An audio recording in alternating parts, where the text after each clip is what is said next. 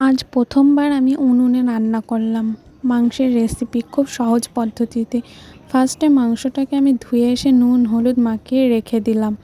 তারপর আমি সেই মাংসের মধ্যে আলু, পেঁয়াজ কুচি, ক্যাপসিকাম কুচি, ধনেপাতা কুচি, আদা রসুন, কাঁচা লঙ্কা, জিরের পেস্ট, সর্ষের তেল, আলু দিয়ে ম্যারিনেট করে সেই মাংসটাকে রেখে দিলাম কিছুক্ষণের জন্য। এদিকে আমি ফার্স্ট রান্না করছি উনুনের মধ্যে।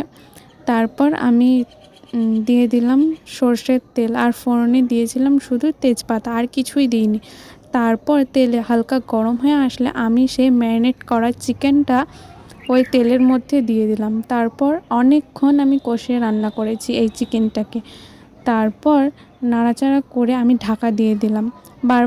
বারবার নাড়াচাড়া করছি আর ঢাকা দিয়ে রান্না করছি এই চিকেনটাকে। তারপর তেল ছেড়ে আসলে আমি এর মধ্যে একটু জল দিয়ে দেব। সেই ম্যারিনেটের বাটি ধুয়েই আমি জলটা দিয়েছি। তারপর এটাকে ফুটতে দেব অনেক কিছুক্ষণ। এটা ফুটে আসলেই আমি একটু গরম মশলা আর মিট মশলা দিয়েছিলাম অল্প করে এটার মধ্যে। এটা ফুটে আসছে। তারপর তৈরি হয়ে গেল আমার চিকেন এর ঝোল।